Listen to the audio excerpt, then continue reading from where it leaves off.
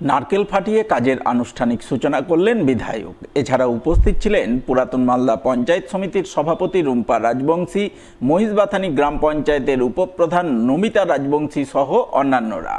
এই প্রসঙ্গে মালদা কেন্দ্রের বিধায়ক গোপাল চন্দ্র সাহা জানান, পুরাতন মালদা ব্লকের মহিষবাথানি গ্রাম পঞ্চায়েতের শহরা এলাকার রাস্তাটি দীর্ঘদিন ধরে বেহাল অবস্থায় ছিল। বর্ষাকালে রাস্তায় চলাচল করতে গিয়ে চরম সমস্যায় পড়ছিলেন এলাকার সাধারণ মানুষ। তাই এলাকাবাসী দীর্ঘদিন ধরেই তার কাছে পাকা রাস্তার দাবি জানিয়ে আসছিলেন। সেই দাবিকে মান্যতা দিয়ে তিনি তার বিধায়ক কোটা থেকে 5 লক্ষ টাকা বরাদ্দে আজ 138 মিটার কংক্রিট ঢালাই রাস্তার কাজের সূচনা করলেন। এর ফলে এলাকার সাধারণ মানুষ উপকৃত হবেন। আমরা সবাই উপস্থিত হয়েছি আমাদের মালদা বিধানসভার ওর মালদা ব্লকের মহিষবাথানি জিপির শহরা গ্রামে। এই গ্রামের দীর্ঘদিনের রাস্তা বেহাল ছিল এবং সেই গ্রামের লোকের দাবি ছিল রাস্তা যাতে কংক্রিট ঢালাই রাস্তা করা হয় যাতায়াতের জন্য। তারা একটু বৃষ্টি হলে খুব কষ্ট করে যাতায়াত করতো, রাস্তায় কাদা হতো।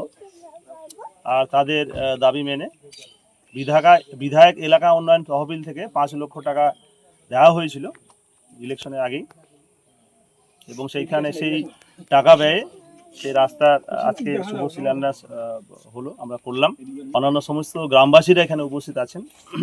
তাদের যে দাবি ছিল সেই দাবি মেনে রাস্তার কাজ শুরু হচ্ছে, সেই শুভ শিলান্যাস আমরা করলাম।